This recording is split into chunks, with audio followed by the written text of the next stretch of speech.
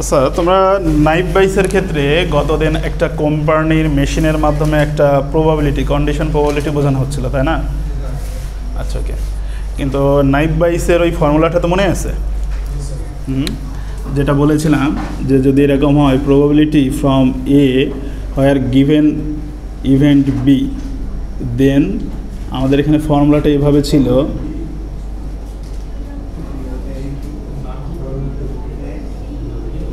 তাই না? এরকম ছিল না? আচ্ছা, বলেছিলাম যে এই অংশটার নাম কি বলেছিলাম মনে আছে? পোস্টেরিয়র।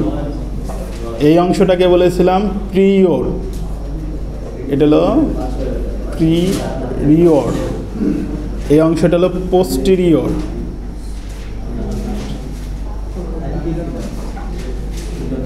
এই অংশটার নাম লাইকলিহুড, এই অংশটার নাম ইন্ডিপেন্ডেন্ট ইভেন্ট।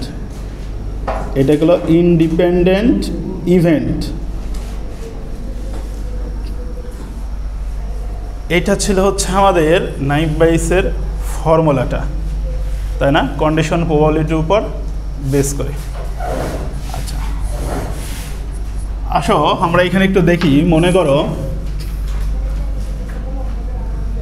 তোমার ইনবক্সে,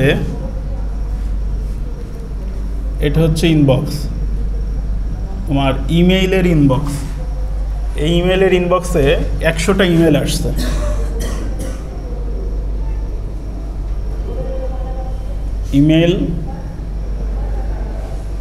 ইমেল হচ্ছে 100টা আসছে, ইমেলের সংখ্যা হচ্ছে 100।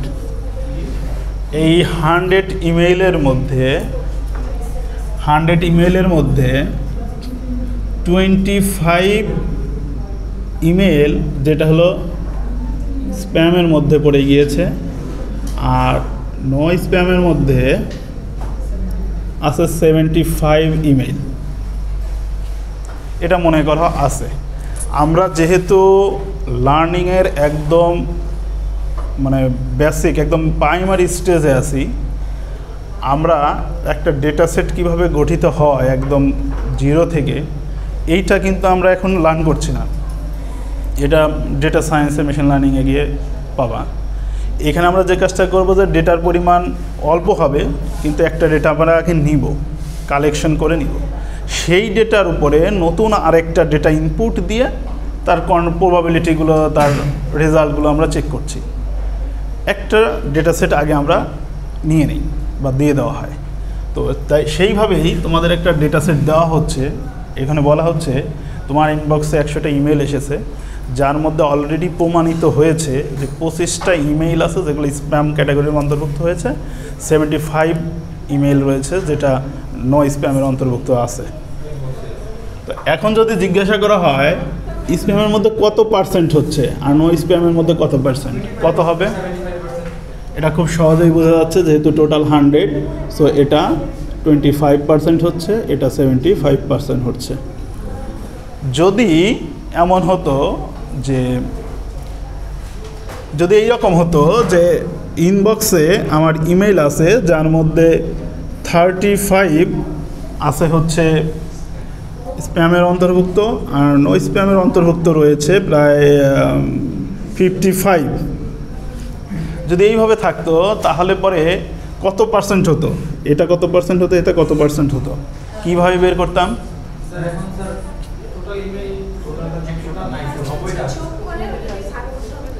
আচ্ছা, স্প্যামের ক্ষেত্রে পার্সেন্টেজ কীভাবে বের করতাম বলো তো দেখি? 35 ডিভাইডেড বাই 90 কীভাবে? 35 প্লাস 55, তাই না? এই স্টাইলে, এর সাথে ইন্টু হচ্ছে 100, এখান থেকে পার্সেন্টেজ বের হয়ে আসবে। আচ্ছা, আর এটা বের হতো এইভাবে যে 55 ডিভাইডেড বাই 35 প্লাস 55 ইন্টু 100%, তাই না? এইভাবে বের হয়ে আসতো। আর একটা উপায়ে বের করা যেত, সেটা হচ্ছে সাপোজ এটার পরিমাণটা কত সেটা বলো, এটা একটু জাস্ট বলো তো, এটা কত পার্সেন্ট আসে এক্স্যাক্টলি, একটু ক্যালকুলেটর থেকে এক্স্যাক্টলিটা বলো।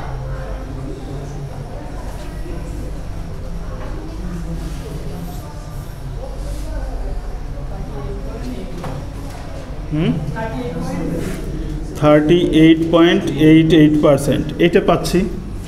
দেখো আমরা জানি যে পার্সেন্টেজ রেঞ্জটা হচ্ছে 0 to 100, তো 100-এর মধ্যে অলরেডি 38.88 পাওয়া গিয়েছে, মানেই হচ্ছে 100 থেকে এই 38.88 বাদ দিলে এটা হবে নিশ্চিত, মানে এ ওয়েতেও বের করা যেত ক্যালকুলেশন, তাই না? তাহলে এইখানে আসতে কত 61.11 না 22 আসতো, 12 আসতো, 61.12 আসতো, তাই না? এটা আমরা বুঝেই যাচ্ছি। মানে বিষয়টা হচ্ছে যদি আমার এই স্প্যাম এটা যদি হয় এস আর নো স্প্যামটা হচ্ছে এনএস, এই দুইটার পার্সেন্টেজ যোগ করলে হয় 100%, এরকম ছিল না? তার মানে আমরা পার্সেন্টেজ 100 লিখি, নিউমেরিকেতে প্রবাবিলিটিতে কত লিখি? এটা পার্সেন্টেজে 100, বাট নিউমেরিক স্টাইলে 0 to 1, দ্যাট মিনস 1, অর্থাৎ h = 1। যদি আমার এই অংশটা, হ্যাঁ বলছিলাম যে স্প্যামের পার্সেন্টেজ প্লাস নো স্প্যামের পার্সেন্টেজ দুইটা যোগ করলে 100% হবে, এটা নিশ্চিত। এখন এটা পার্সেন্টেজ আকারে শো করা হয়েছে, কিন্তু আমরা জানি প্রবাবিলিটিতে দুইভাবে প্রকাশ করা যায়, একটা হলো 0% থেকে 100%, আর একটা হলো ভ্যালু নিউমেরিক্যালি 0 to 1, তাই না? এইভাবে আমরা প্রকাশ করে থাকি। তো আমরা এখানে এই পার্সেন্টেজ না লিখে 1ও লিখতে পারি, তাই না? দেখো এইখানে তাহলে আমরা কি লিখতে পারি? s plus N S equal to 1, that means s equal to 1 minus ns, এভাবে বের হয়, তাই না? অথবা ns ইকুয়াল 1 মাইনাস s, এইভাবেই তো লিখতাম, তাই না? এখন আসো যদি আমরা কয়েনের কথা একবার মনে করি, কয়েনের ক্ষেত্রে হেড পড়েছে, মনে করো যে আমরা সাকসেস, আর যদি সাকসেস না হইতাম তাহলে কি হতো? ফেল, হয় সাকসেস না হলে ফেল, তাই না? তার মানে হচ্ছে আমরা যদি সাকসেসকে পি দ্বারা প্রকাশ করি এবং ফেল এটাকে যদি কিউ দ্বারা প্রকাশ করি, তাহলে এই সাকসেস এবং ফেল এই দুইটার যোগফল প্রবাবিলিটিতে 1ই হবে। হেড পড়েছে প্রথমবার 50%, তার মানে বোঝা যাচ্ছে টেল হওয়ার সম্ভাবনা 50%, তাই না? যদি আমরা জেনেই থাকি যে আমার এই কাজের সফলতা 30%, এটা আমরা বুঝেই যাই বাই ডিফল্ট 70% ফেল হওয়ার সম্ভাবনা। ক্রিকেটে বাংলাদেশ ভারত আর নিউজিল্যান্ডের খেলায় বা সাউথ আফ্রিকার খেলায় ইন্ডিয়ার জেতার সম্ভাবনা 70%, এটা কিন্তু আমরা বুঝেই যাই আচ্ছা আফ্রিকার জেতার সম্ভাবনা হচ্ছে 30%, আবার ইন্ডিয়ার ক্ষেত্রে হারার সম্ভাবনা 30%, তাই না? অপরপক্ষে আফ্রিকার ক্ষেত্রে হেরে যাওয়ার সম্ভাবনা 70%, তাই তো? তার মানে হচ্ছে এই সাকসেস এবং ফেল এই দুইটার যোগফল অলওয়েজ 1 হয়। এই P plus Q equal to 1, অর্থাৎ success plus fail equal to 1, এটা মাথায় রেখে দিও, তোমাদের ফিউচারে কাজে লাগবে। এইখান থেকে আমরা যদি সাকসেস বের করতে চাই ফেলটা জানা থাকলেই চলে, অথবা ফেলটা বের করতে চাই সাকসেসটা জানা থাকলেই চলে। P equal to 1 minus Q হয়, অথবা Q equal to 1 minus P হয়, যে কোনোভাবে করা যেতে পারে। এই পর্যন্ত কোনো অসুবিধা আছে কারো? এখন আমরা আবার একটু এইখানে ফিরে আসি।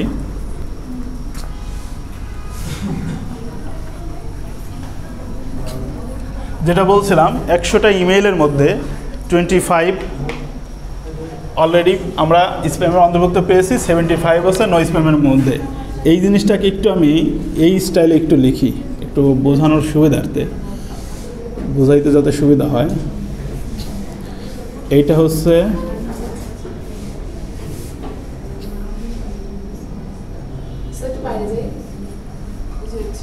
একটু ঠিক আছে, এটা হচ্ছে এদের টোটাল হচ্ছে 100 ইমেইল, এর মধ্যে 25 এখানে আর এখানে 75 আছে।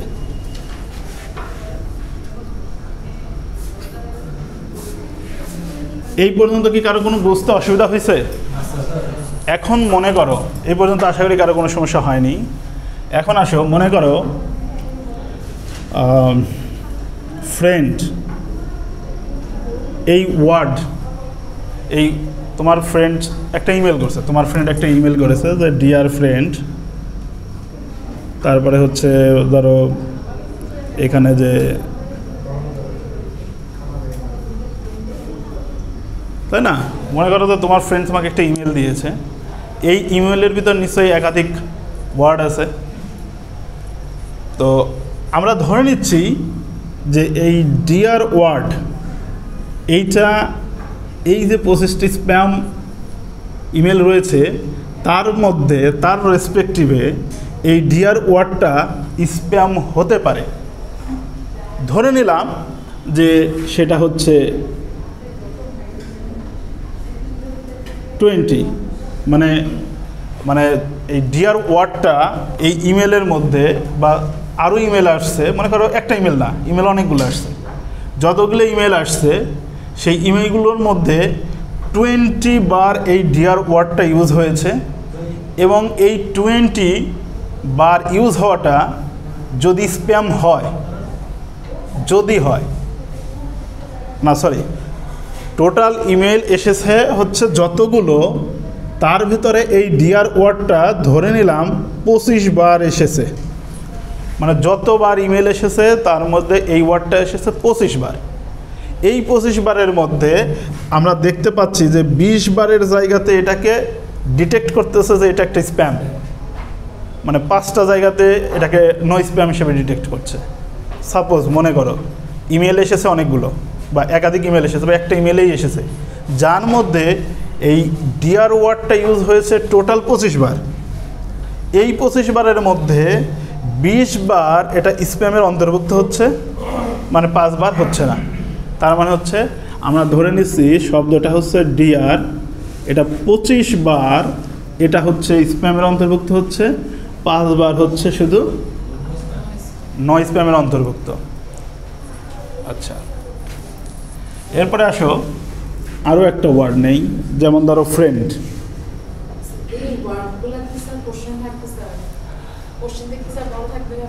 আগে ফুল জিনিসটা শেষ করি, তারপরে কোশ্চেনের আইডিয়া দিই। যা বলতেছি এই সবই কোশ্চেনই বলে যাচ্ছে, এখানে লিখিত নাই, এটাই ইসের মাধ্যমে বলার চেষ্টা করছি। আচ্ছা আচ্ছা, মনে করো ফ্রেন্ড শব্দটা, এই শব্দটাও 25 বার আছে, যার মধ্যে 15 বার পাওয়া গেছে স্প্যামের অন্তর্ভুক্ত, 10 বার পাওয়া গেছে 25-এর, তার মানে 10 নয় স্প্যামের অন্তর্ভুক্ত। আমরা আরও একটা ওয়ার্ড নেই, 2টা না 3টা নেই। হ্যাঁ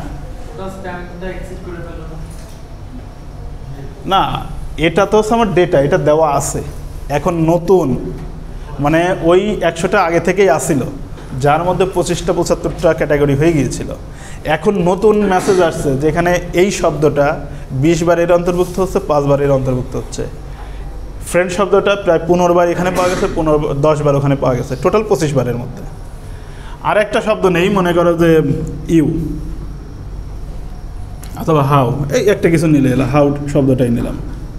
এটা মনে করো 5 বার এখানে, 30 বার এখানে, 35 বার। মনে করো যে হাউ ওয়ার্ডটা এটা একটু বেশি নিলাম, ডিফারেন্স করে নিলাম, 35 বার আছে, যার মধ্যে 5 বার স্প্যামের অন্তর্ভুক্ত, 30 বার হচ্ছে নো স্প্যামের অন্তর্ভুক্ত হয়েছে। এখন প্রশ্ন হচ্ছে যে এই যে ওয়ার্ড 3টা একসাথে যদি আমরা আনি, এগুলো কিন্তু সিঙ্গেল আসছে, এগুলো কিন্তু সিঙ্গেলই আমরা চেক করেছি, কিন্তু এখন যদি একসাথে হয় যে ডিয়ার শব্দটা অ্যান্ড ফ্রেন্ড অ্যান্ড হাউ, এই 3টা জিনিস একসাথে যদি আমরা দেখি, এদের সম্ভাবনা কতখানি স্প্যামের ক্ষেত্রে, কতখানি সম্ভাবনা নয় স্প্যামের ক্ষেত্রে। মানে হচ্ছে আরেকবার বলি, অলরেডি আমার একটা ডেটা সেট আছে, যে ডেটা সেটের মধ্যে 100 ইমেলের মধ্যে আমরা দেখেছি 25টা ইমেইলের অন্তর্ভুক্ত করা হয়েছে হচ্ছে স্প্যামের অন্তর্ভুক্ত, 75 হচ্ছে নয় স্প্যামের অন্তর্ভুক্ত। এখন ইমেল এসেছে আমার কাছে, এই ইমেলের মধ্যে আমরা ডিয়ার শব্দটা পেয়েছি হলো গিয়ে 25 বার, 25 বারের মধ্যে 20 বার এখানে, 5 বার এখানে। আর একটা ওয়ার্ড ফ্রেন্ড, এটা এখানে 15 বার, এখানে 10 বার, এগুলো কিন্তু লার্ন করাচ্ছি কম্পিউটারকে, এগুলো অলরেডি দিয়ে দেওয়া আছে। হাউ, এটা 5, এটা 30, টোটাল 35 বার, তাই না? মানে এগুলো দেওয়া আছে। এখন তোমার কাছে জিজ্ঞেস করছে, এগুলো কিন্তু ইন্ডিভিজুয়ালি হচ্ছে। এখন তোমার কাছে জানতে হচ্ছে এই তিনটা জিনিসই একত্রিতভাবে স্প্যামের কত পার্সেন্ট হতে পারে, নো স্প্যামের অন্তর্ভুক্ত কত পার্সেন্ট হতে পারে। যদি এই তিনটা একসাথে কোনো মেসেজের মধ্যে থাকে, একটা ইমেলের মধ্যে এগুলো সব একসাথে আছে, তখন ওই ইমেলটা স্প্যাম বা নো স্প্যামের মধ্যে কত পার্সেন্ট সম্ভাবনা রয়েছে, ওই সম্ভাবনাটা আমাদের জানতে চাচ্ছি। আমরা যখন কাউকে শেখাই তখন কীভাবে শেখাই? আগে ছোট ছোট জিনিস শেখানো হয়, তারপর আস্তে আস্তে বড়গুলো। দেখো তোমাদের ছোটোবেলায় 1 থেকে শুরু করে 10 পর্যন্ত নামতা, অনেক জায়গাতে আবার 20 পর্যন্ত মুখস্থ করাইছেই, কিন্তু 20 পরে কি আর মুখস্থ করানো লাগছে? কারণ তোমরা লার্ন করে গেছো। 10 পর্যন্ত করার পরে, 12 পর্যন্ত করার পরে আর কাউকে লাগে না, সে বুঝে যায়, সে অটোমেটিকই। এখন যদি তোমাকে 303-এর নামতাও এখন বলে লিখে দিতে, তুমি কিন্তু লিখতে পারবা, ধীরে ধীরে কিন্তু লিখে দিতে পারবা। কেন লিখতে পারবা? তুমি আগে একটা সিস্টেম লার্ন করে ফেলেছো, ওইটাকে ফলো করে তুমি এখানে সে এক প্রসেসে কাজ করো, রেজাল্ট আপনি চলে আসে, তাই না? তো এখানে এই জিনিসগুলো দিয়ে আগে ওই কম্পিউটারকে, ওই প্রসেসটাকে আগে শেখানো হয়েছে।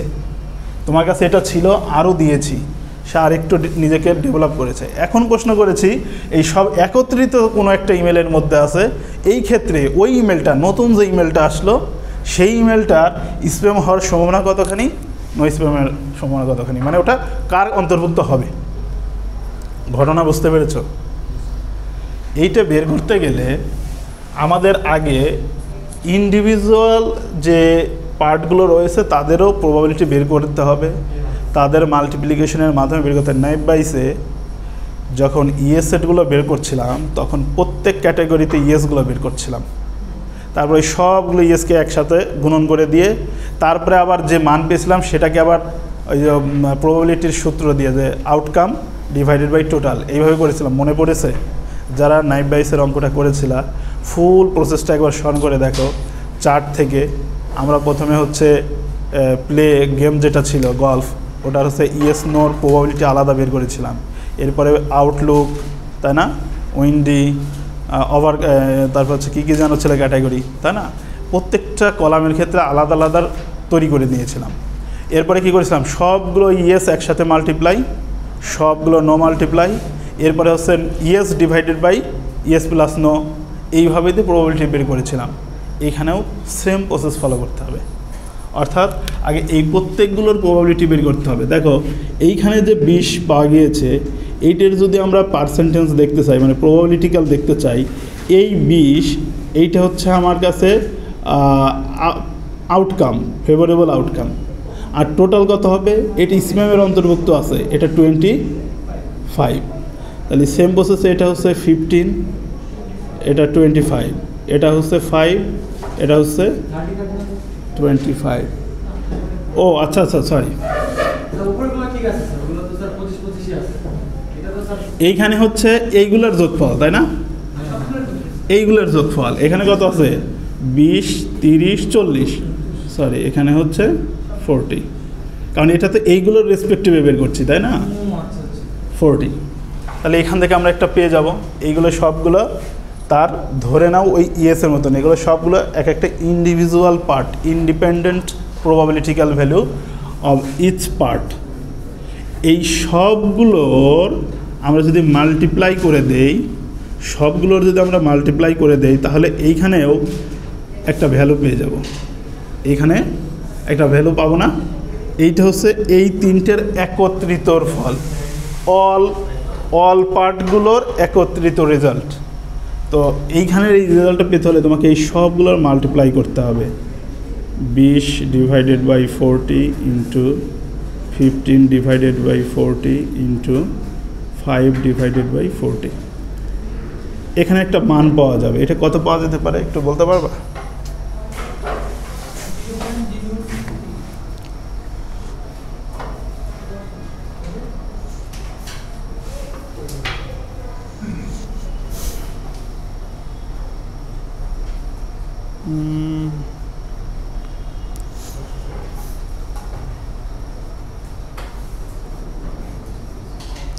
না আসলে এখানে একটা জিনিস মনে হচ্ছিল, আসলে এখানে একটা জিনিস একটু মিস্টেক আছে।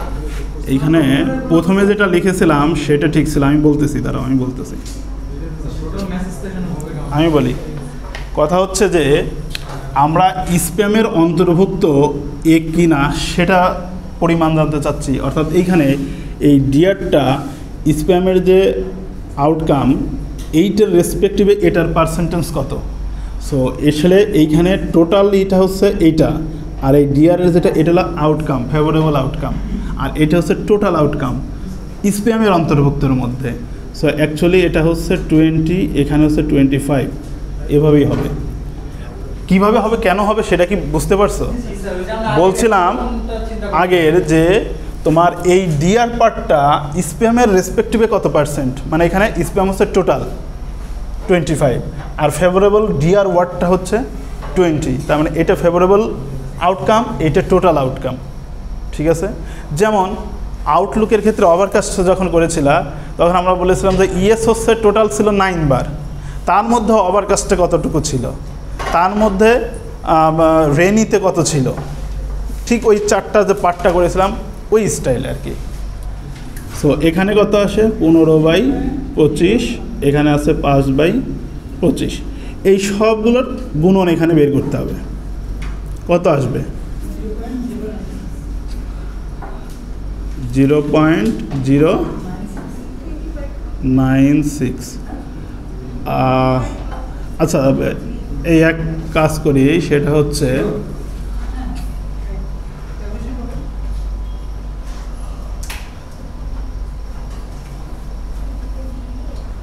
আচ্ছা ঠিক আছে, যা পেয়েছো।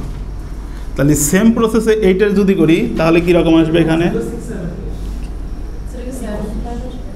এই এক্স্যাক্টলি সত্যি করে বলো তো কত হবে, কনফিউজ করে দিও না। এটা কত আসবে,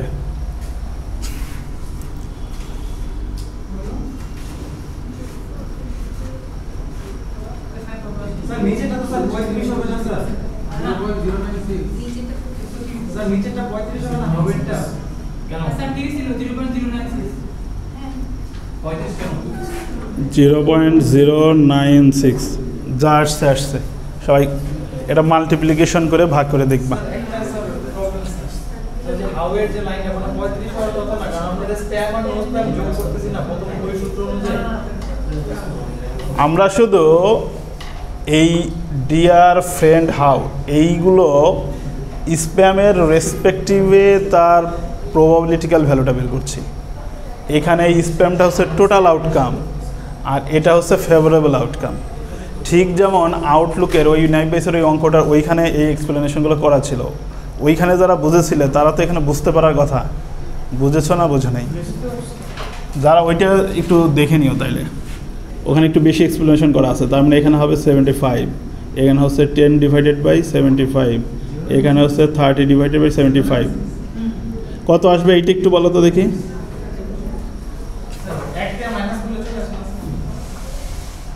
আরে আন্দাজে কথা বলো না, সঠিক প্রসেসে কাজ করো। এটা মাল্টিপ্লিকেশন করে দেখো তো কত আসে। মানে ক্যালকুলেশন করতে বলে খালি 1-2জনই করে আর বাকি সবাই থাকে যে ও তো বলেই দিবে। মানে কতটা স্বার্থপর হয়ে গেছে সবাই, দেখছেন?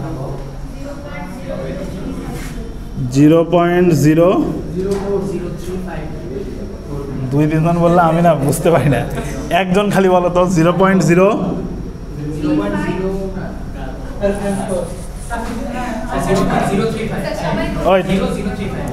0.035 ঠিক আছে। আচ্ছা এইটা পেয়ে গেলাম তাই না, এইটা পেলাম হচ্ছে আমরা পেয়ে গেলাম। আচ্ছা দেখো ওইখানে কি করেছিলাম যে সকল ইয়েসগুলোর মাল্টিপ্লাই করেছিলাম, এখানে কিন্তু আমরা মাল্টিপ্লাই করেছি শুধু এই অংশটুকুর, ওইখানে যেরকম টোটাল আউটকাম ওইখানে খেয়াল করো ওই অঙ্কটার ক্ষেত্রে 14টা ছিল, যার মধ্যে ইয়েস ছিল 9টা, নো ছিল 5টা। ওই 9ও কিন্তু ইয়েসের অন্তর্ভুক্ত ছিল। মাল্টিপ্লিকেশন করার সময় ওইখানে কিন্তু ওই 9 সহ মাল্টিপ্লিকেশন হবে। আমি তোমাদের ক্লাসে করানোর সময় ওই 9টা ছুটে গিয়েছিল, যেটা পরে বলেছিলাম যে আমার ভিডিওটা দেখো ওই 9 সহ মাল্টিপ্লিকেশন হবে। ওই 9 মাল্টিপ্লিকেশন করা আছে, তার মানে ক্লাসে ওই 9 সহই মাল্টিপ্লিকেশন করেছিলাম। 9/14 এটা সহ মাল্টিপ্লিকেশন করেছিলাম, তাহলে ঠিক ছিল। ক্লাসে করানোর সময় ওই 9/14 এইটা মনে হয় আমরা মাল্টিপ্লিকেশন করেছিলাম না, যেটা আমি বলেছিলাম যে যখন সকল ইএসগুলো মাল্টিপ্লিকেশন করেছি তখন এদের সাথে ওই ইএস 9/14 এটা মাল্টিপ্লিকেশন হবে, যেটা ক্লাসে মিস হয়ে গিয়েছিল, পরে বলে দিয়েছিলাম। ভিডিওতে দেখবা যে কমপ্লিট করা আছে, এইটা এখানে গুণন হয়ে রেজাল্ট আসবে। আর এই নোয়ের অংশেতে হবে, ঠিক আছে। ওই ভিডিওটা দেখো নাই তাহলে মনে হয়, তাহলে ভিডিওতে যেটা দেখছো ওইটা ঠিক আছে, ক্লাসের সাথে একটা সামান্য চেঞ্জ আছে, দেখে নিন। আচ্ছা দেখো, সেই হিসেবে আমরা এখন যে কাজটা করব যে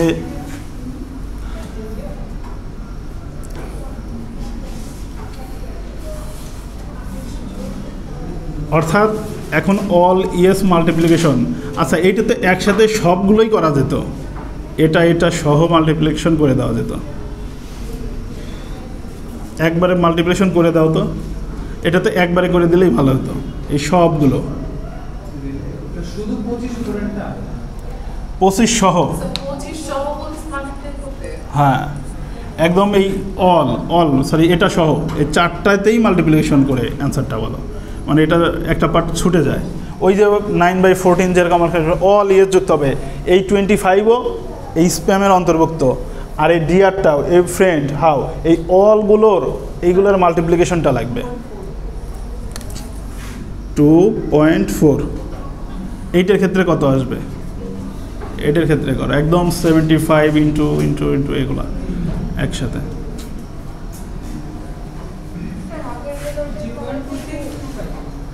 হ্যাঁ 0.2625।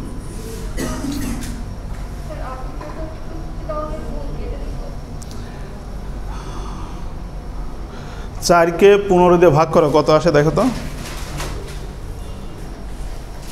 4/15 কত আসে দেখো তো? 0.266 এটাই আসে না? তাহলে ঠিক আছে। আচ্ছা এইটা হচ্ছে দেখো, ওই অঙ্ক করার সময় আমরা অল ইয়েসগুলো বের করেছিলাম, ইয়েস নো, তার মানে এটা মনে করো ইয়েস, এটা নো, ওই স্টাইলে ভাবো। তাহলে এখন লাস্টে যে প্রবাবিলিটিটা কীভাবে বের করেছিলাম, যে প্রবাবিলিটি অফ স্প্যাম, এটা বের করতে হলে এই মানটা ডিভাইডেড বাই টোটাল 2.4 প্লাস 0.2625, ওইখানে ওই রকম ছিল না, ইএস এর মান divided by yes plus no এর মান। আবার নো এর মান বের করার সময় প্রবাবিলিটি নো এর মান divided by yes plus no.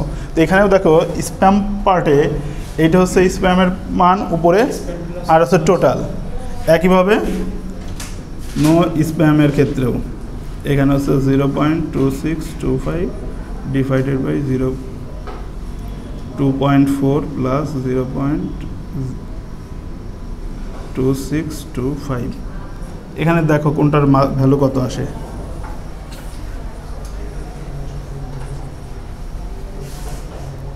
এটা একটু ভ্যালুটা দেখো তো কত আসে।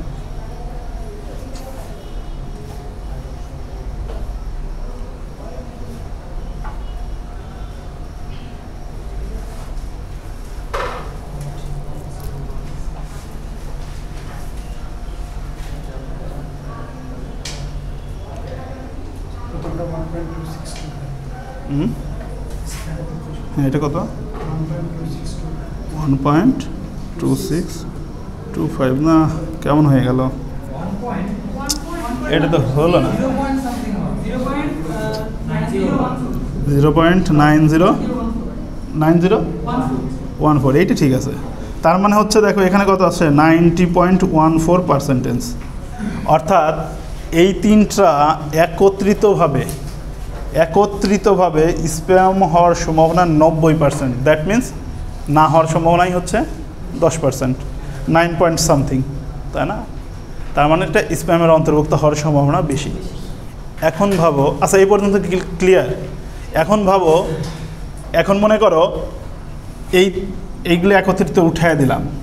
এইখানে আরও নতুন ওয়ার্ড নিয়ে আসলাম, মনে করো যে আর হচ্ছে এখানে 17, স্প্যামের মধ্যে 17, নো স্প্যামের মধ্যে মনে করো 13। এনে লেখাতে বুঝতে প্যাচ লেগে যেতে পারে, ক্লিয়ার করে লিখি দাঁড়াও।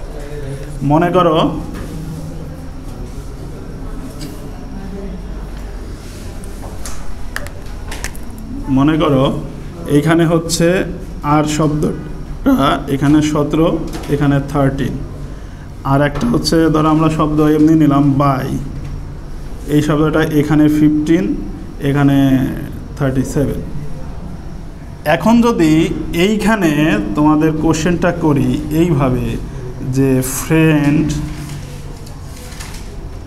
প্লাস আর প্লাস বাই, এদের প্রবাবিলিটি গেল, এই ভ্যালুটা কত হবে বের করতে পারবা? এখন এইটা যখন করব আমরা খালি খেয়াল রাখবো যে এইখানকার হচ্ছে হাউ আর ডিয়ার, এই দুটো অতিরিক্ত আছে আমাদের জন্য, তাই না? আমরা এই পার্টটাকে শুধু উজ্জ্ব রাখবো, বাকি পার্ট করব। আর যদি সবগুলোই করতে বলা হতো তাহলে সবগুলোর ক্ষেত্রেই করতাম। তার মানে হচ্ছে তোমাদের যদি এরকম ইনফরমেশন দেওয়ার পরে অতিরিক্ত এরকম জানতে চাওয়া হয়, তার প্রবাবিলিটিক্যাল ভ্যালুগুলো বের করতে পারবো। তখন স্যার যে ফ্রেন্ড আর ওয়াই, তখন স্যার যে উপরে 25 আর ফ্রেন্ডের হচ্ছে কি 15/25 আর হচ্ছে 17 ভাবে স্যার যোগ হবে। সেম প্রসেসে এটা 17/25, এটা 15/25, এটা 13/75, 37/75। প্রশ্ন হচ্ছে যে এখানে চাইছি 3টা, বাকি 2টা চাইনি, তাহলে এই 3টার ক্ষেত্রে শুধুমাত্র এই বাই আর এই ফ্রেন্ড, এই 3টার ক্ষেত্রে মাল্টিপ্লিকেশন হবে উইথ এইটা। ঠিক আছে, পারা যাবে? এইখানে দেখো পরীক্ষায় কোশ্চেন কেমন হবে। কোশ্চেন হচ্ছে এরকম, তোমাকে বলা হবে যে তোমাকে যে একটা ডেটা সেট দেওয়া আছে, সেই ডেটা সেটের মধ্যে টোটাল 200 ইমেল আছে। টোটাল 200 ইমেইলের মধ্যে, এটা মন দিয়ে শোনো, তোমার কাছে এক ইমেইলের একটা ডেটা সেট দেওয়া আছে যেখানে 250টা ইমেইল আছে। 250 ইমেইলের মধ্যে স্প্যামের অন্তর্ভুক্ত আছে 100 ইমেইল, আর নো স্প্যামের অন্তর্ভুক্ত আছে 150 ইমেইল। এরপরে বলা হচ্ছে যে মেসেজের ডিআর আছে 20, ওখানে 5, এই ইনফরমেশনগুলো দেওয়া আছে। এর রেসপেক্টিভে এইটা জানতে চাওয়া হলো। তার মানে হচ্ছে তোমার এইখান থেকে এই অংশটুকু দিয়ে দেওয়া থাকবে পরীক্ষা হবে, এই অংশটুকু দিয়ে দেওয়া থাকবে, কোশ্চেনের উপর বলে দিব। বলে দেওয়ার 2টা উপায় হতে পারে, এক এরকম টেবিল দিয়েই বলে দেওয়া থাকতে পারে, আর 2 এই কথাগুলো ডেসক্রিপটিভ আকারে লেখা থাকতে পারে। তার একটা এক্সাম্পল আমি তোমাদের পোর্টালে দিয়ে দেবো না, ওইটা পড়লেই বুঝতে পারবেন যে ওইখানে কথাগুলো লেখা আছে। কথাগুলো থেকে তুমি এরকম টেবিল বানায় নিবা কাজের সুবিধার্থে।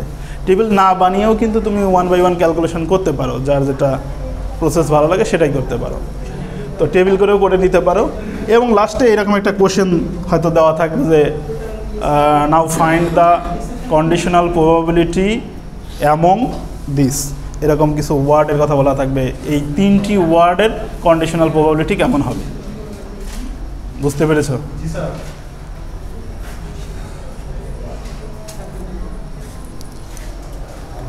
একটু পজ করো তো, পজ করে রেখো। হুম 10 মিনিটের, তোমাদের তো হচ্ছে 1টা পর্যন্ত ক্লাস হয়, আমি 10 মিনিট সময় নিব। এই শোনো, মন দিয়ে শোনো, এটা কমপ্লিটলি আমরা কালকে পড়বো। কালকে ক্লাস তো না? পরশু দিন পড়া। একটু হিন্টস নাও। মনে করো এই তোমার নাম জানো কি? সজীব। আমরা সজীবের ক্ষেত্রেই ধরি। সজীবের আজকে কি বার? আজকে হচ্ছে স্যাটারডে।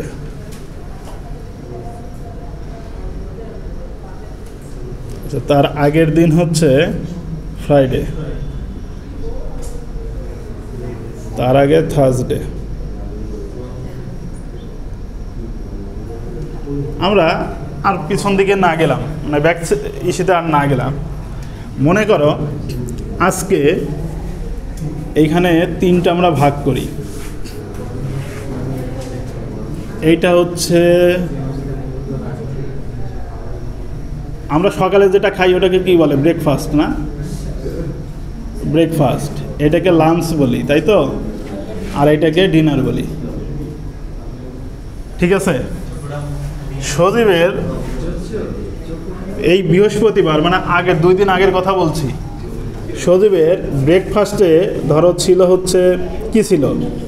2টা খাবারের নাম বলো। হ্যাঁ, আচ্ছা, এগ পরাটা,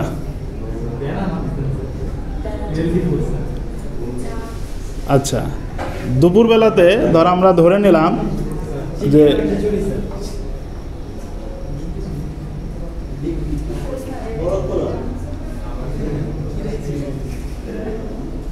এই কি এগুলো লেখা তো খুব টাইপ দেই, খিচুড়ি, আচ্ছা। ডিনারে অনলি সালাদ? আচ্ছা, শুধু সালাদই খেয়ে থাক, কষ্ট হয়ে যাবে বেশি। আচ্ছা, ফ্রাইডেতে ব্রেকফাস্ট কি হয়েছে? নো প্রবলেম, আমরা বিরিয়ানি নিচ্ছি।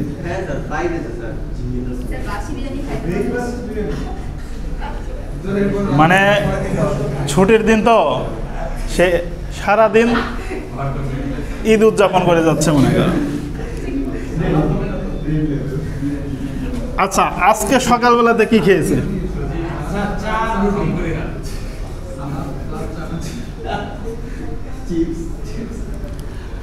আচ্ছা, এখনো লাঞ্চ খায়নি। আচ্ছা, মনে করো এই হচ্ছে তার একটা তালিকা। তো এই তালিকা কিন্তু পিছনের দিকে গেলে পরে তার 1 বছরের তালিকা নেওয়া সম্ভব। আরও পিছনে গেলে তার কত 23 এজ পর্যন্ত প্রত্যেক দিনে একটা তালিকা তৈরি করা সম্ভব। তার মানে আমরা একদম জন্ম থেকে শুরু করে এখনকার সময় পর্যন্ত যদি 3 টার্মের সব একটা তালিকা তৈরি করতাম, তোমরা সবাই খেয়াল করো যে তোমরা কিছুদিন পর পরই খিচুড়ি খাও, কিছুদিন পর পরই বিরিয়ানি খাও, চাপ অলমোস্ট একটু বেশি ঘন খাওয়া হয়, একবার না খেলে আর একবার খাওয়া হয়। খেয়াল করে দেখো তোমরা যে দৈনিক যা খাচ্ছ তার ভিতর কিন্তু একই খাবার কিছুদিন পর পরই রিপিট হচ্ছে। আবার এমনও আছে যে গতকালকে বিরিয়ানি খেয়েছো, আজকে আবার বিরিয়ানি খাচ্ছ, কিন্তু সেক্ষেত্রে হয়তো গতদিন চিকেন খেয়েছো, আজকে হয়তো বিফ দিয়ে খাচ্ছ। মানে আমাদের যে দৈনিক খাবারের যে এই জিনিসটা কিছুদিন পর পরই ওটাকে রিপিট হয়, তাই না? তো এই রিপিটটা কারো কারো ক্ষেত্রে আজকে হয়ে কালকেও হতে পারে, কারো কারো আবার সকাল দুপুরেই হয়ে যেতে পারে, কারো কারো আবার হচ্ছে 2 দিন পরে হতে পারে, কারো কারো 1 সপ্তাহ পরেও হতে পারে। মানে বিরিয়ানি এই সপ্তাহে খেয়েছো, আবার 1 সপ্তাহ পরে যেয়ে খাচ্ছ। আবার মনে করো ডেজার্ট আজকে খেয়েছো, কালকেই আবার খাচ্ছ, আবার সকালে খেয়েছো তো আবার বিকেলে যেয়ে খাচ্ছ। তার মানে হচ্ছে তুমি যদি তোমার প্রিভিয়াস 10 বছরের চিন্তা করে দেখো, তাহলে অবশ্যই তুমি হিউজ পরিমাণে একই জাতীয় খাবার বারবার রিপিট আসে। যদি কোনো কারণে তোমার এই 10 বছরের তথ্যকে কালেক্ট করে তোমার এই খাবারের তালিকাটাকে একটা সিকোয়েন্সে যদি কোনোভাবে রিলেশন ডেভেলপ করা যায়, যে সম্ভাব্য কতদিন পর পর তুমি এই জাতীয় খাবারটা রিপিট করো, যদি সেই রকম একটা রিলেশন তৈরি করা সম্ভব হয়, তাহলে সেই সম্ভাবনার উপর বেস করে, তথ্যের উপর বেস করে আগামী 2 দিন 3 দিন তুমি কি খেতে পারো তারও একটা সম্ভাব্য প্রেডিকশন করা যেতে পারে। সদীপকে বলা যাবে না, কিন্তু তুমি যদি ওর এই 10 বছরের তথ্যের উপর অ্যানালাইসিস করে তথ্য রাখো এবং তুমি প্রেডিকশন করলা আর ওর উপরে অবজার্ভ করলা, তাহলে দেখবে যে তোমার এই তথ্য হতে পারে 30% সাকসেস হয়েছে, আর একজনের ক্ষেত্রে হয়তো 70% সাকসেস হয়েছে, কারো কারো ক্ষেত্রে হয়তো 80%ও সাকসেস হইতে পারে। আবার এমন হতে পারে যে একদম 5% 10% হচ্ছে, মানে অনেক কম হচ্ছে, কিন্তু এই রিলেশনটা হওয়াটা সম্ভব। কথা হচ্ছে রেজাল্ট কত ভালো আসবে সেটা ডিপেন্ড করতেছে এই যে আমার অ্যানালাইসিসের মধ্যে নিশ্চয়ই কোনো এরর থাকবে, ভুল থাকবে, দেখেই তো অ্যান্সার রাইট আসেনি। আমার পার্সেন্টেজ কম আসতেছে মানেই আমার ক্যালকুলেশনের মধ্যে কোথাও না কোথাও গার্বেজ আছে। যদি আমরা আমাদের ওই গার্বেজটাকে কোনোভাবে আইডেন্টিফাই করে রিডিউস করে রিলেশনটাকে আরেকটু স্ট্রং বানাইতে পারি, তাহলে কিন্তু পসিবিলিটিজ আমার রেজাল্ট আরও ভালো আসবে। তোমরা জানো যে বিশ্বকাপ ফুটবল আসলে পরেই বেশ যুগ ধরে চলে আসতেছে, কেউ না কেউ প্রেডিকশন করার অভ্যাস এসে গেছে। একবার একজনকে দিয়ে প্রেডিকশন ওয়ার্ল্ডে এই নিউজগুলো ফ্ল্যাশ করা হয়। অ্যাকচুয়ালি দেখো, ওটা নিয়ে একটা প্রেডিকশন করা হয়, যখন ওই ম্যাচটা হয় বলা হয় যে হ্যাঁ এটা তো সত্য হয়েছে, আবার এক সময় বলে যে না সবসময় যে সত্য হবে তা তো নয়, এটা মিস হয়ে গেছে। ওভারঅল যে 64 না কতগুলো ম্যাচ খেলা হয়, সবগুলো খেলা শেষ হওয়ার পরে সবগুলোর থেকে ফাইনালি একটা পার্সেন্টেজ বের করা হয়, কন্ডিশনাল প্রবাবিলিটি বের করা হয়, যে প্রত্যেকটা ম্যাচের ক্ষেত্রে কিন্তু বের হচ্ছে।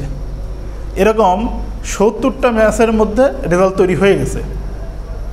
70টা ম্যাচের ভেতরকার রেজাল্টের ইয়েসগুলো মাল্টিপ্লিকেশন করে এই কন্ডিশন প্রবাবিলিটির মাধ্যমে একটা পার্সেন্টেজ বের হবে, নোয়েরও একটা বের হবে, যার উপর বেস করে কিন্তু আমরা বলতে পারি যে তার প্রেডিকশন যা করে তার প্রায় 60% রাইট হয়, 55% রাইট হয়। দ্যাট মিনস এটা একটা ভালো জিনিস যে অনেক পার্সেন্ট হয়েছে। এইভাবে যদি আমরা সাপোজ মনে করো যে 5-7টা ওয়ার্ল্ড কাপের তথ্য এইভাবে অ্যানালাইসিস করে বের করি, এবং 7বার ওয়ার্ল্ড কাপের পরে 7বার এক এক ওয়ার্ল্ড কাপে এক এক রকম, কোনোবার 35, কোনোবার 55, কোনোবার 75, কোনোবার 56, বিভিন্ন 7টা ওয়ার্ল্ড কাপে 7 রকমের অ্যান্সার এসেছে। এই 7 রকমের অ্যান্সারটাকে থেকে আবার কিন্তু পুনরায় আর একটা প্রবাবিলিটিক্যাল অ্যান্সার বের করা সম্ভব, যেটার মান গড়ে হয়তো ধরে নিলাম যে 52% আসে। তার মানে আমরা যে প্রসেস ফলো করেছি তার উপর বেস করে বলতে পারি যে আমার অ্যানালাইসিস বলছে যে আমার এই রেজাল্ট অলওয়েজ 50%-এর বেশি অ্যাকসেপ্ট হয়। বুঝো কথাগুলো, অলমোস্ট 50%-এর বেশি অ্যাকসেপ্ট হয়। এইটা অলরেডি মনে করো আমি অ্যানালাইসিস করে রেখে দিয়েছি, এরপর আর কাজ করিনি। এরপরে নিশ্চয়ই কেউ না কেউ আমার এই অ্যালগোরিদমটাকে ভাববে যে তার এরর আসতেছে 48%, এই এররটাকে সলভ করা যায় কিনা, এররটাকে যদি কোনোভাবে অপটিমাইজ করে তাদের মধ্যে রিলেশন বের করে ওই এরর অংশটাকে কোনোভাবে বাদ দিয়ে দেওয়া যায় জেনুইন রেজাল্ট থেকে, তাহলে পার্সেন্টেজ কিন্তু আরও বেড়ে যাবে। মানে পুরো ঘটনা কি বোঝাইতে পারছি? তো এই রকম তোমাদের দৈনন্দিন জীবনের খাবারের মেনুর উপর বেস করে, যেরকম ধরো বিগত 3 দিনের তথ্যের উপর বেস করে আজকে সকালে কি খাওয়া হতে পারে, অথবা লাঞ্চে কী হতে পারে, অথবা রাতে, অথবা বিগত 1 মাসের তথ্য অ্যানালাইসিস করে কালকে তুমি কি খেতে পারো, আমরা ডে ওয়াইজ হয়তো একটা প্রেডিকশন করলাম। সম্ভাবনা দেখবা যে ফ্রাইডে আসলে পরে একটু মানে ওয়েট খাবারের রেজাল্ট বেশি আসবে। তো বেশিরভাগ মানুষই ফ্রাইডে আসলে পরে একটু ওয়েট খাবার খেতে চায়, অথবা বিশেষ কোনো দিন থাকলে পরে তারা একটু ওয়েটেড খাবারগুলো খায়। তার মানে হচ্ছে কি তুমি এই প্রেডিকশনগুলো কিন্তু করা সম্ভব। যদি আমরা ধরে নেই যে এইটা থেকে আসবে, তাহলে এটা কিন্তু অনেক কমপ্লেক্স, অনেক বড় ডেটা হচ্ছে। কিন্তু এই কমপ্লেক্স সিচুয়েশনে না গিয়ে আমরা পুরো জিনিসটাকে আরও সিম্পল ওয়েতে করতে পারি। যদি এরকম হয়, সিম্পল কেন বলতেছি, এখানে আমরা যে অনেক দিনের ডেটা নিচ্ছি, এটা কিন্তু অনেক ডেটা লাগবে। মানে অল্প 1 দিন 2 দিনের ডেটার উপর বেস করে কিন্তু তুমি ডিসিশন নিতে পারবে না, তোমাকে কয়েক বছরের তথ্য নিয়ে ডিসিশন নিতে হবে, সেক্ষেত্রে রেজাল্ট আসতে থাকবে। আর যেহেতু এই অঞ্চলের মানুষের মধ্যে খাবারের মেনুর কিন্তু তালিকা খুব বেশি না, সো তোমার কিন্তু রেজাল্টের পরিমাণ ভালো আসার সম্ভাবনা একটু বেশি।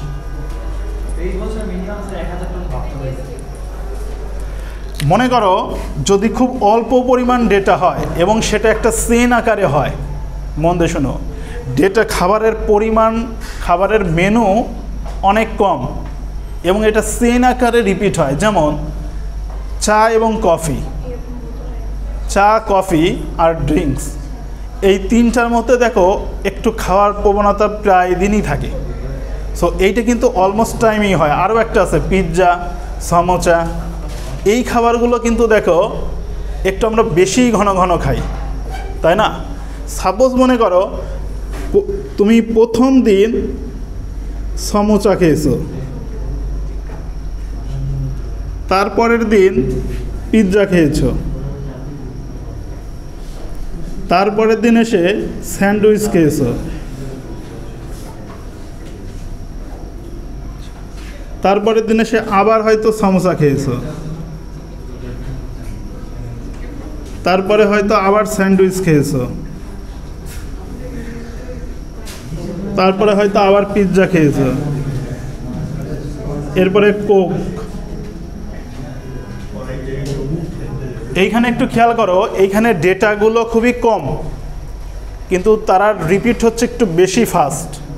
যেমন আমাদের চা হইতে পারে, পিৎজা, বার্গার, সমোসা, আমসত্ত্ব, এটা হচ্ছে বারবার রিপিট হচ্ছে। তো এখানে ডেটার পরিমাণ কম এবং ডেটাগুলো খুব দ্রুত রিপিট হচ্ছে, মানে চেইন আকারে রিপিট হচ্ছে। যদি তোমার ডেটার রিলেশন এবং এনভায়রনমেন্টটা এরকম অল্প ডেটায় একটা চেইন আকারে রিপিট হয়, মানে খুব দ্রুত দ্রুত রিপিট হয়, তাহলে এটারও নিকটতম ভবিষ্যৎ হিসেবে প্রেডিকশন করা যায়।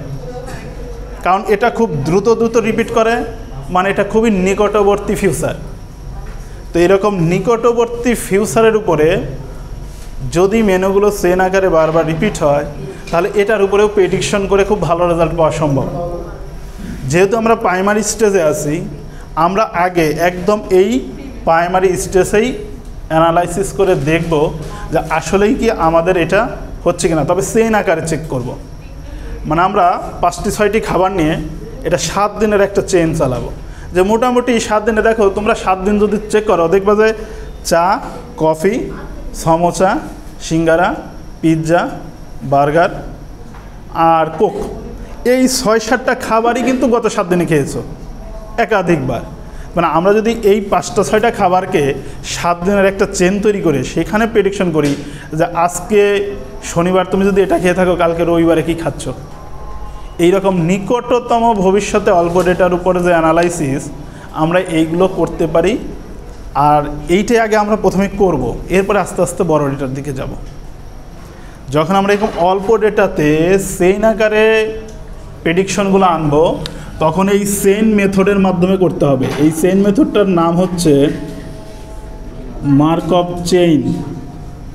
এই মার্কভ চেইন মেথডের মাধ্যমে আমরা এই প্রেডিকশনটা করব। আমরা নেক্সট ক্লাসে দেখব এরকম অল্প যে ডেটাগুলো বারবার রিপিট হয় চেইন আকারে, আমরা চেইন আকারে গ্রাফ করে দেখব যে তাদের এই মার্কভ চেইন মডেলের মাধ্যমে প্রেডিকশন করলে 5-10% থেকে শুরু করে 90-95 এই 98% পর্যন্ত প্রেডিকশন রাইট আসে। বুঝতে পেরেছো? আর যখন আমরা অনেক বড় ডেটায় যাব, তখন অন্য মেথড ইউজ করে দেখব। ঠিক আছে, মার্কভ চেইন হবে আমাদের নেক্সট টপিকস। আমি সাজেশন দিব, তোমরা সবাই একবার ইউটিউবে সার্চ করে এতটুকু দেখে আসা মার্কভ চেইন কি। আমি পড়ানোর আগে এটা তোমাদের HW, তোমরা নিজেরা মার্কভ চেইনের উপরে ইউটিউবে কিছু ভিডিও দেখে আসবা, অ্যাটলিস্ট মার্কভ চেইন জিনিসটা কি। বুঝাইতে পারছি? এটা কি চলতেছে এখনো? বন্ধ করে দাও তো।